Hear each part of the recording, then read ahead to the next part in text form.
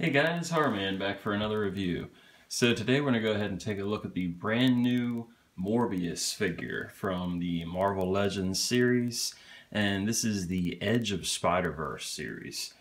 So you'll see he comes really clearly displayed here in the packaging, and he has this nice kind of, I guess, like flying or spread out looking cape. And then you can also see he includes two different arms for Absorbing Man. And then you can also see here there's a little cape. So this looks to be a closed version of the cape. And the actual figure looks really good in here. Like I said, nice clear window packaging. And then you can see on the side you get two different characters pictured here, which is a really nice little assortment. The way they do it is, I believe you get either one or both per case. I'm really not sure, but they do reuse different characters for the same packaging. And then you can see on the back, you get again a nice clear picture of Jack-o'-lantern and Morbius. Really cool.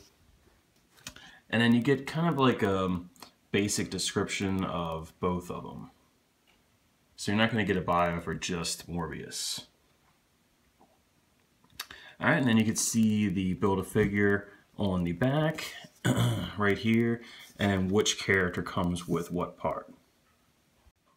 Now, some of the ones that are really sought after on here, particular standout ones here, is the Spider-Gwen and the Venom. Both of these are very hard to find, so if you find either of these, you're definitely going to want to pick those up.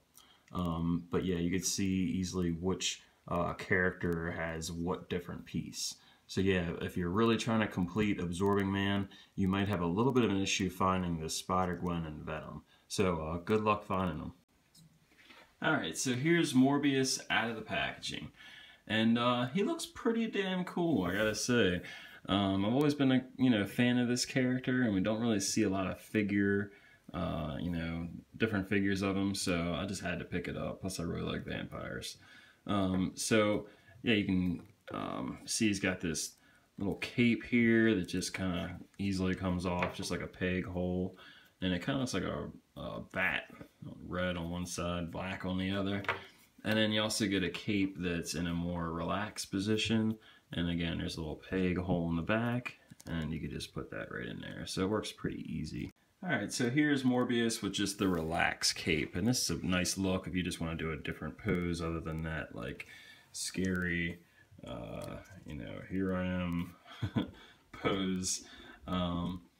So if you get close, hopefully my camera can pick it up. There's some really good details in paintwork here, which is kind of surprising.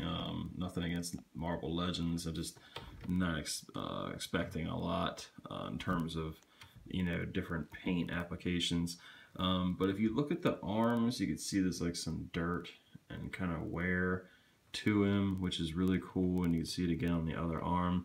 And then if you get close to the face, you can see that same detail, like in his forehead lines and his cheek here, even his neck. So it's really well done. So I'm actually pretty impressed by the paint apps on this. I didn't really expect that. And it is a simple black and red paint scheme, but I definitely like that paint scheme for a vampire. It's just, very classic.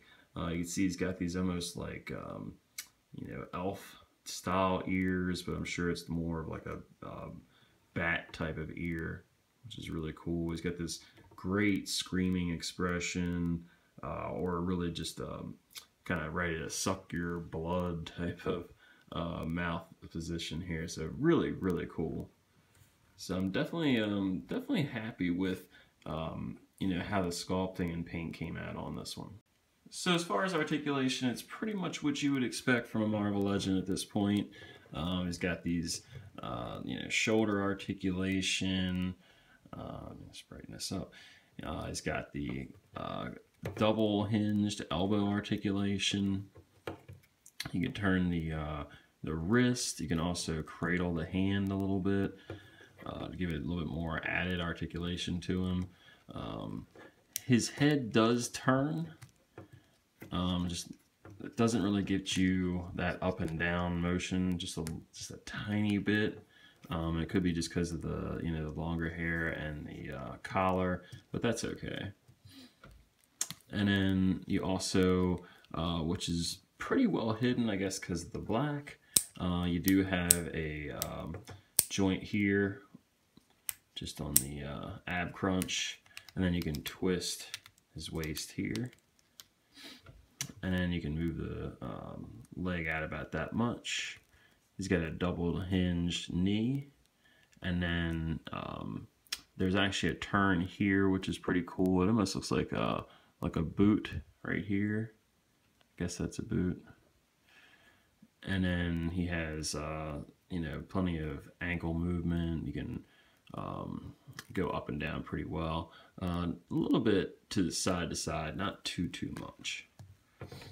And that's about it as far as articulation goes. So you can really get some great, poses out of him. Definitely make him look, pretty scary. And just for a couple comparisons, here he is next to the older Toy Biz Spider-Man, which is one of my favorite characters. And you could definitely see these guys would scale pretty well together. So, even these older Spider-Man and older 6-inch Marvel Legends definitely scale pretty nice together. And for one more comparison, here he is next to the NECA Lost Boys.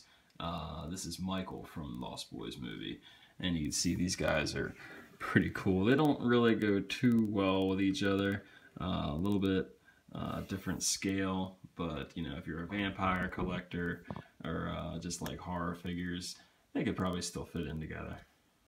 Alright, so that's my review. All in all, I'm actually very happy with this figure. I've wanted a Morbius figure for a while, so I was happy to see that this new line of Marvel Legends has one, and I think they really delivered pretty well on this one. Honestly, in general, I am extremely happy with this wave. This is probably the best Marvel Legends wave of characters I've seen in years. Spider-Gwen is such a highly demanded character. Morbius being back in the line, especially in a really cool sculpt they did on that face, the paint apps, just really well done. Even in like the cheeks here, I really like this figure. Venom is a hugely sought after character, and it looks like that more McFarlane design. So we got some great figures in this lineup. Unfortunately, they're very hard to find. I was able to find this one at a comic shop, and I did pay a little bit more for it than the suggested retail price, about $26. So it's not like highway robbery, but if you're looking for these at Toys R Us and Walmart, I don't know if you're going to find them. I've had no success at all finding those. So, best of luck to you. I do hope you can find one. If you find Morbius, I would definitely pick him up. He is not going to be a common character. Maybe not the most sought after, but I don't think you're going to find him very easily at different stores. So thanks for watching my review, and maybe I'll see you tonight and suck some of your blood. Alright guys, thanks for watching. Please subscribe, leave a comment, and I'll talk to you soon.